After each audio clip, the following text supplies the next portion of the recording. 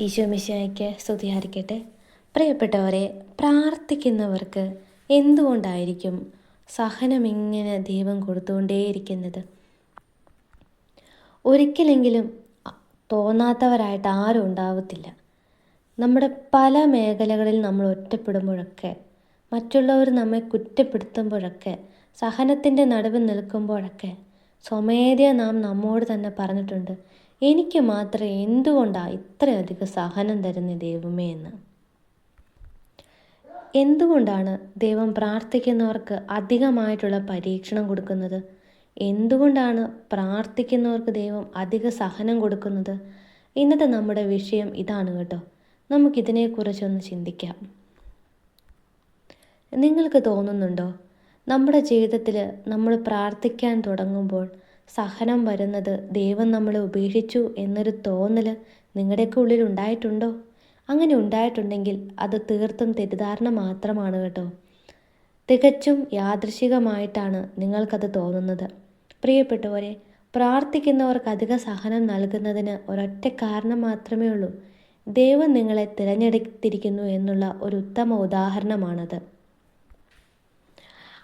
ദൈവം നമ്മളെ ഉപേക്ഷിച്ചു എന്നതിൻ്റെ അടയാളമല്ല, മറിച്ച് ദൈവത്തിൻ്റെ മക്കളായി നമ്മളെ തീർക്കുന്നു എന്നതിൻ്റെ അടയാളമാണ് നിങ്ങളിപ്പോൾ സഹിക്കുന്ന ഓരോ സഹനങ്ങളും.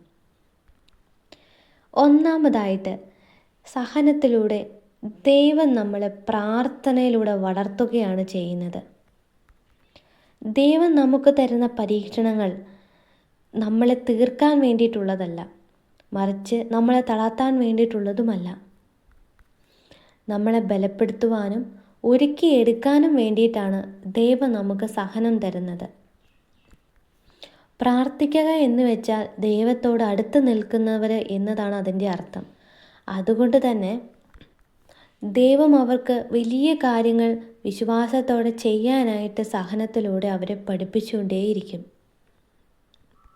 1 പത്രോസ് 1:7 ഇങ്ങനെ പറയുന്നുണ്ട്, സ്വർണം തീയിൽ ശുദ്ധമാക്കുന്നത് പോലെ വിശ്വാസം പരീക്ഷണങ്ങളെ ശുദ്ധമാകുന്നുവെന്ന്. തീയിൽ കത്തിയാലേ സ്വർണം തിളങ്ങത്തുള്ളൂ. അതുപോലെ തന്നെയാണ് പ്രാർത്ഥനയുള്ളവരുടെ ജീവിതത്തിലും വേദനയും പരീക്ഷണവും ഉണ്ടായാലും അവരുടെ ജീവിതത്തിലൂടെ ദൈവം തിളങ്ങി തന്നെയാണ് നിൽക്കുന്നത്. രണ്ടാമതായിട്ട്, കാത്തിരിപ്പാണ്. ദൈവത്തിൻ്റെ സമയത്തിന് വേണ്ടി നമ്മളെ ദൈവം കാത്തിരിപ്പിക്കും. അതൊരിക്കലും നമ്മളെ തകർക്കാനോ തളർത്താനോ അല്ല, മറിച്ച് ആ കാത്തിരിപ്പിലൂടെ കൂടുതലായിട്ടും നമ്മളെ ശക്തിപ്പെടുത്തുന്നതാണ് ദൈവത്തിൻ്റെ പദ്ധതി. സങ്കീർത്തനം 27:14, കർത്താവിനെ കാത്തിരിക്കുവിൻ, ധൈര്യത്തോടെ നിന്റെ ഹൃദയം ശക്തമാകട്ടെ എന്ന്. ദൈവം പ്രാർത്ഥനയെ ഏറെ സ്നേഹിക്കുന്ന ഒരാളാണ്. അതുകൊണ്ട് തന്നെ പ്രാർത്ഥിക്കുന്നവർ അവനേറെ പ്രിയപ്പെട്ടവരായിരിക്കും. പ്രാർത്ഥിക്കുന്നവരെ സമയത്തോടെ ഏറെ പൊരുത്തപ്പെട്ടവരായി അവൻ വളർത്തിയെടുക്കും. ഇങ്ങനെ കാത്തിരിക്കുമ്പോൾ നാം എല്ലാം തന്നെ ദൈവത്തിൻ്റെ കൈകളിൽ ഏൽപ്പിക്കാൻ പഠിക്കുന്നു. അതുകൊണ്ട് എൻ്റെ സ്നേഹം നിറഞ്ഞവരെ, എന്തെങ്കിലും ഒരു കാര്യത്തിൽ നിങ്ങൾക്കൊരു ദൂരം തോന്നിയിട്ടുണ്ടെങ്കിൽ നിങ്ങൾ ഓർത്തുകൊള്ളുക, അത് ദൈവത്തിൻ്റെ കരങ്ങളിലേക്ക് നമ്മളെ എത്തിക്കാനുള്ള, നമ്മളെല്ലാ കാര്യങ്ങളും ദൈവത്തിലേക്ക് കൊടുക്കാനുള്ള ഒരു ദൂരം മാത്രമായിട്ട് അതിനെ കാണുക. പ്രാർത്ഥന, മൂന്നാമത്തത് പ്രാർത്ഥനയാണ്. സഹനത്തിൻ്റെ ഒരു ടൂളാണ് പ്രാർത്ഥന.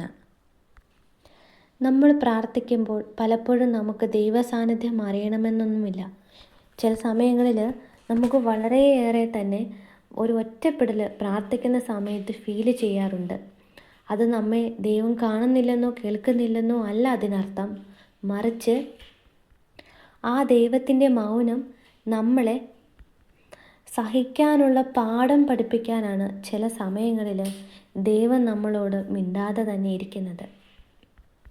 ഫിലിപ്പി 4:6 പറയുന്നില്ലേ, പ്രാർത്ഥനയിലൂടെയും അപേക്ഷയിലൂടെയും കൃതജ്ഞാസ്തോത്രങ്ങളോടുകൂടി നിങ്ങളുടെ അപേക്ഷകൾ ദൈവസന്നിധിയിൽ അർപ്പിക്കുവിനെന്ന്. ദൈവം നമുക്ക് ഉത്തരം പെട്ടെന്ന് തന്നില്ല എങ്കിൽ നിരാശപ്പെടുകയേ വേണ്ട. അവൻ നമുക്ക് വലിയൊരു കാര്യം നമ്മളെ ഏൽപ്പിക്കാൻ വേണ്ടി അല്ലെങ്കിൽ നമുക്ക് സാധിച്ചു തരാൻ വേണ്ടി അവൻ തയ്യാറാക്കുകയാണ് എന്ന് ഉറപ്പിക്കുക. നാലാമത്തത്, പ്രാർത്ഥിക്കുന്നവരുടെ സഹനം മറ്റുള്ളവർക്ക് ആശ്വാസമാണ്. നാം അനുഭവിക്കുന്ന സഹനം മറ്റുള്ളവർക്ക് ആശ്വാസമാകാനായിട്ട് അവൻ നമ്മളെ ഒരുക്കും. നമ്മൾ ഓരോരുത്തരും ഇന്ന് കരയുന്ന കണ്ണുനീര് മറ്റൊരാളുടെ കണ്ണുനീര് തുടയ്ക്കാനായിട്ട് നാളെ കാരണമാവുകയാണ് ചെയ്യുന്നത്.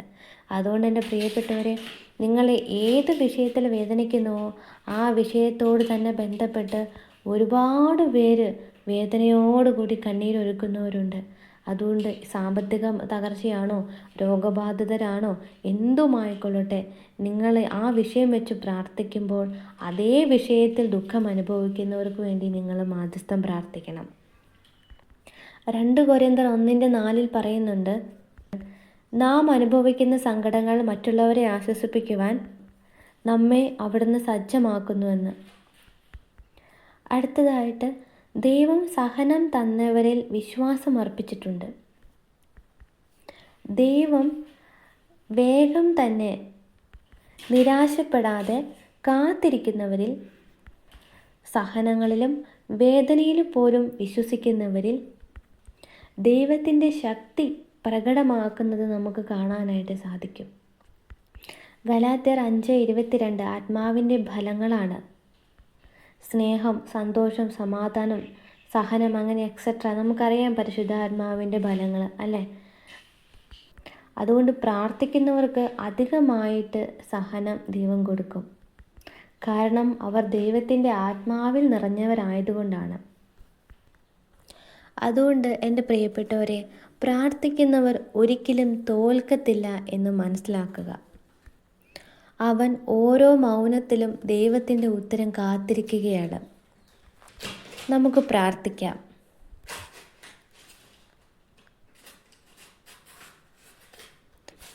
പ്രിയ യേശുവേ, ഞാൻ പ്രാർത്ഥിക്കുമ്പോൾ പലപ്പോഴും എനിക്ക് വേദനയും കാത്തിരിപ്പും അനുഭവപ്പെടുന്നു. പക്ഷേ നീ എന്നെ വിട്ടുപോകില്ല എന്ന വിശ്വാസത്തിൽ ഞാൻ ഉറച്ചു നിൽക്കട്ടെ. എൻ്റെ ഹൃദയത്തിൽ സഹനത്തിൻ്റെ കൃപ നിറയ്ക്കണമേ. നിൻ്റെ സമയമനുസരിച്ച് എന്നെ നയിക്കണമേ. ആമേൻ.